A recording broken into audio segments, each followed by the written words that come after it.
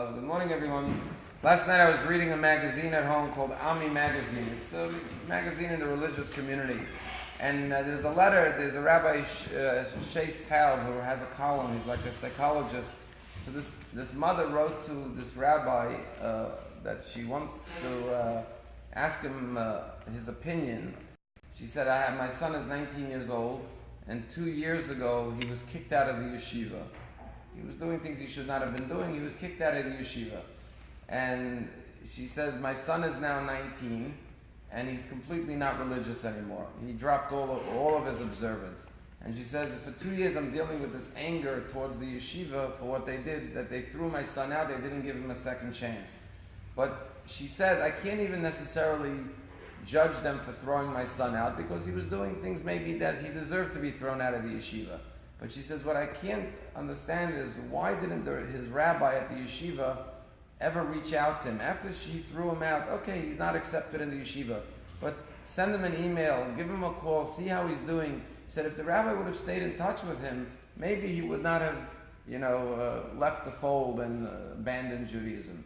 In this week's parsha, which is the parsha before Shavuos, today is Rosh Chodesh, the day that the Jewish people encamped at Mount Sinai in preparation for receiving the Torah. And the Torah talks about a lot of genealogy in this week's parsha.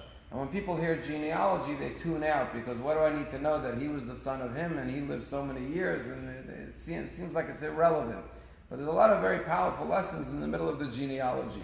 And the verse says, this is the offspring of Aaron and Moshe on the day that God spoke to Moshe at Mount Sinai, a reference to Mount Sinai. And it says, and these are the sons of Aaron, and the list of 4 sons, Nadav, Avihu, Elazar, Tamar. And the obvious question is, the verse began by saying, this is the genealogy, this is the offspring of Moshe and Aaron. But then it only tells us the children of Aaron. It doesn't mention the sons of Moshe. And so Rashi answers it by focusing on another clue in the verse. It says, this is the offspring of Aaron and Moshe on the day that God spoke to Moshe at Mount Sinai. What does God speaking to Moshe at Mount Sinai have to do with the genealogy and the offspring of Moshe and Aaron? So putting one and one together, Rashi says, you know what it's teaching us? A very famous rule in Judaism. Whoever teaches someone else's child Torah, it's as though they begot that child. There's physical birth and there's spiritual birth. Your parents give you physical birth, but it's your teacher that gives birth to your spiritual potential, to your relationship with God, to your personal self-development. And therefore the Torah is saying, when you teach Torah to another person's child, it's like you are the father of that child. But that's a two-way street. One way to look at that is, you have the privilege of being called a father of that child. But the other way to look at it is, you have the responsibility of being the parent of that child. Meaning, if you taught someone Torah, it's not like a college professor, you took my course, now we're done. Like a father, I'm responsible for you. I have to care about you like a parent cares about the child. The teacher should care about his students the way a father cares about his child. And that's what the mother was saying. Maybe you had to punish my child, but why didn't you care about him? Why didn't you reach out to him? Why didn't you show him a little personal attention and a little love and concern? And maybe that would have saved my child. And it reminded me of another story. The Chafetz Chaim, Rabbi Yisrael Meir Kagan, known as the great rabbi, wrote many books, famously on watching your mouth from speaking Lashon Hara, Shemir to Lashon. He also wrote the Mishnah Berurah on Shulchan Aruch. So there's a story told that there was this non-religious Jew, completely non-religious, but he gave a lot of money. He was a wealthy man, he was a philanthropist, he used to support yeshivot. And someone said, if you're not observant and you don't practice Judaism, why do you support yeshivot? And he said, I'm going to tell you why. He says, I was a student in Radin, Poland, in the yeshiva of the Chafetz Chaim, Rabbi Yisrael Meir Kagan. And I was a terrible student. I was a rebel. I was a troublemaker. I was doing all the bad things. I was caught smoking on Shabbos in the dormitory, all sorts of bad things. And the Chafetz Chaim called me into his office and said, look,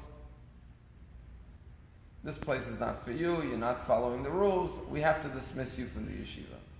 He says, I lived in a different town, right? And it was a cold winter in Radin. And he just kicked me out of the yeshiva. And part of the privilege of the yeshiva, you sleep in the dormitory. Now I don't have a place. So the next thing the Chafetz Chaim said to me was, but where are you going to sleep tonight? Now that I kicked you out of the yeshiva, where are you going to sleep? He said, I don't know. I'm not from this city. I have to travel home. He says, why don't you come sleep in my house? And I packed up my stuff. I was just thrown out of the yeshiva. And the head of the yeshiva invites me home to be his guest, to sleep in his house. And he says it was a cold winter night, and I was sleeping. And in the middle of the night, I couldn't sleep because it was too cold. And the door opens, and it was the rabbi, the Chafetz Chaim, came to check on me in the middle of the night. I was a young student, and he saw that I was a little cold maybe. And he took off his coat, and he laid it over me on my bed. And he says, I still feel warm from the memory of that coat being put over me. And that's why, whether or not I'm observant is relevant, I will always have a warm feeling for Torah and for Judaism. And that's the message. Moshe is the father of Aaron's children because he taught him Torah. To be a teacher is not just to communicate information, but it's to show the love and the concern. Someone said, teaching is reaching. To be a good teacher, you have to reach the student.